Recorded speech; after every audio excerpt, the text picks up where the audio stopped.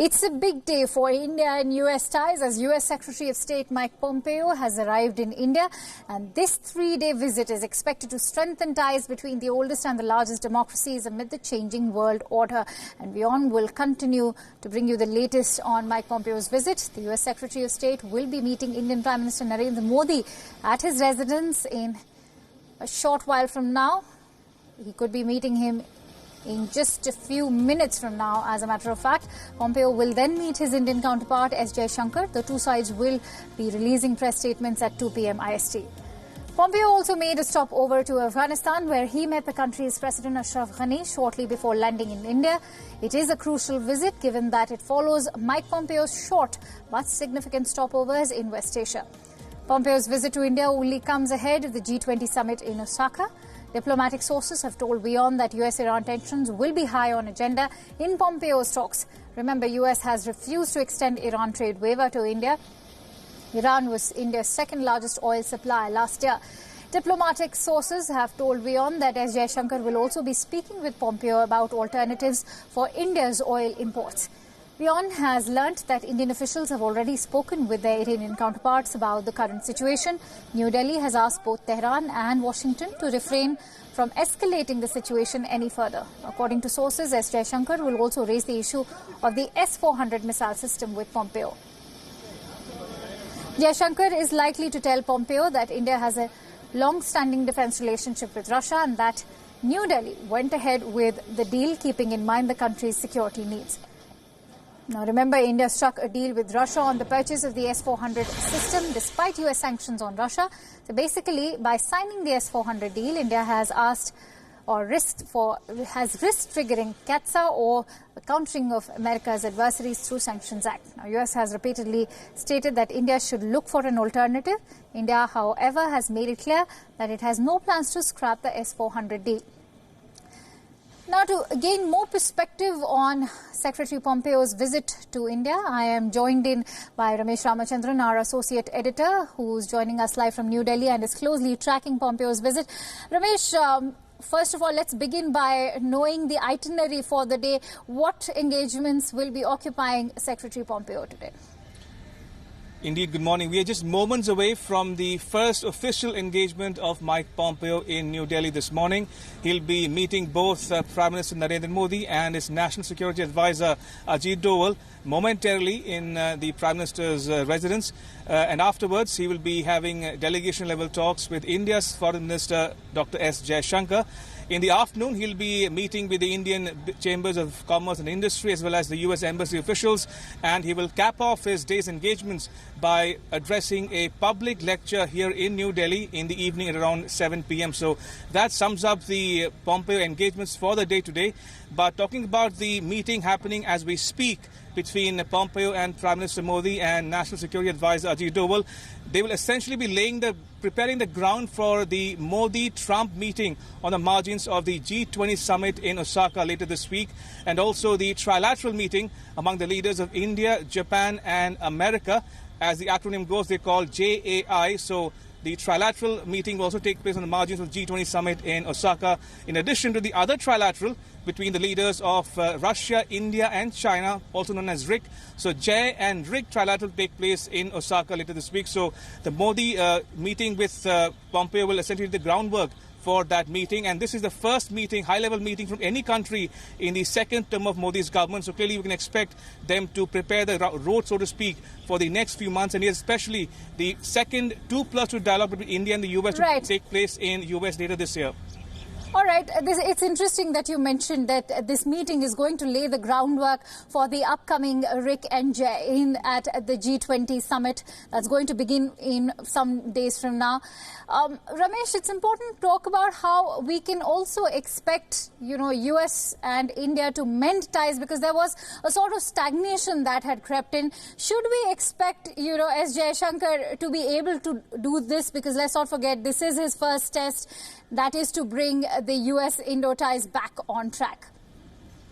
Indeed, if you ask any Indian minister or Indian official here in New Delhi this morning, Akanksha, they will tell you that their worst fear is that Trump is transactional in attitude and nature, which they do not particularly relish. Now, India says US needs to be more forthcoming on issues such as trade, technology, tariffs, terrorism.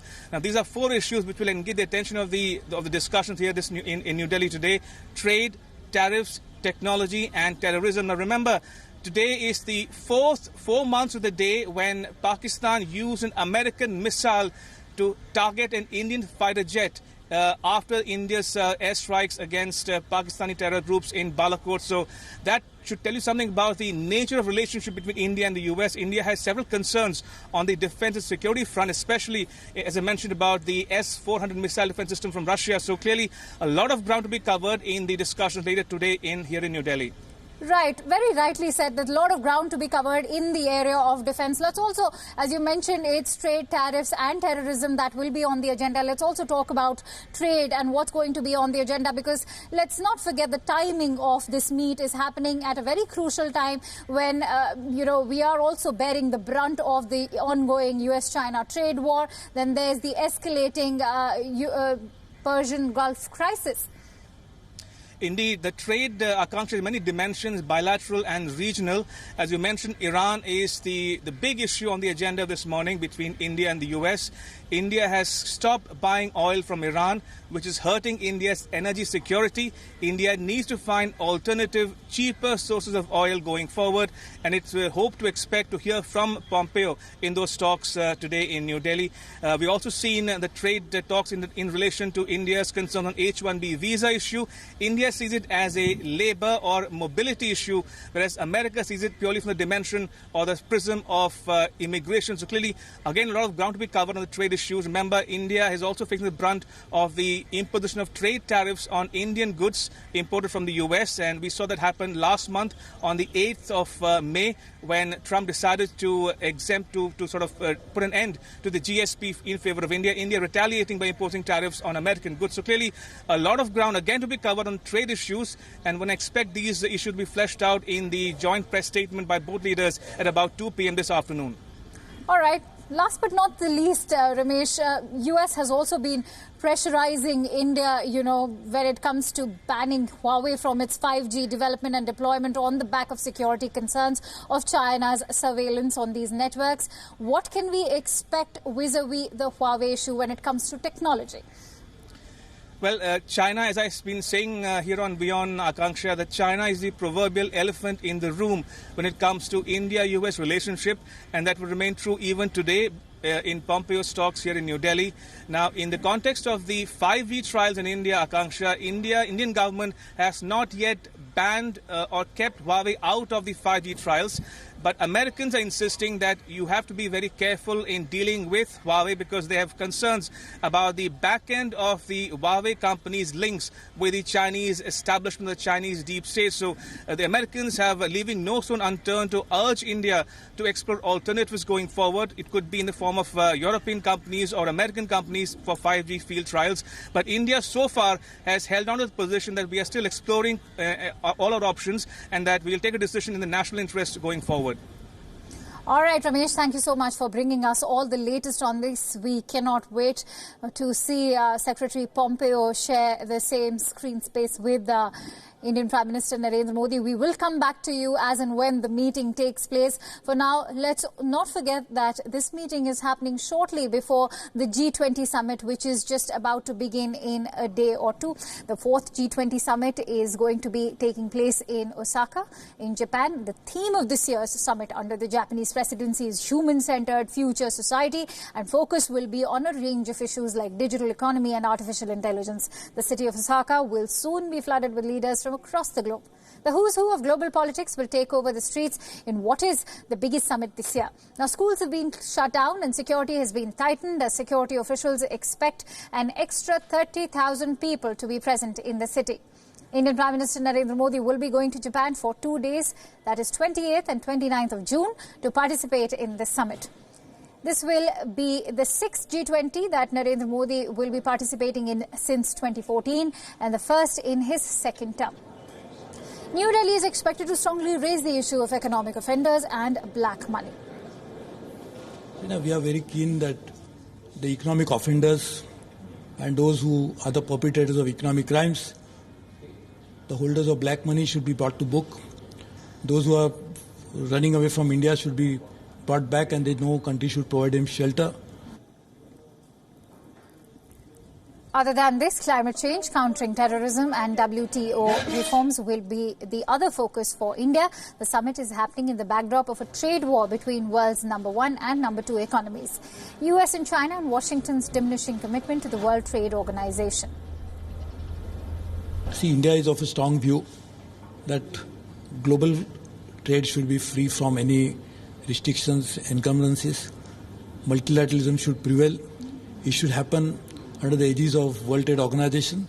The reforming World Trade Organization is necessary, but it should happen in a way that all the countries in the world will have a right to decide how it should be. The WTO should be a forum for growth, forum for equity, forum for inclusiveness. And as always, Prime Minister Modi will be meeting plenty of leaders at the summit. He will be meeting Japanese Prime Minister Abe Shinzo, US President Donald Trump, Russian President Vladimir Putin, and Chinese President Xi Jinping during last year's summit in the Argentinian capital of Buenos Aires.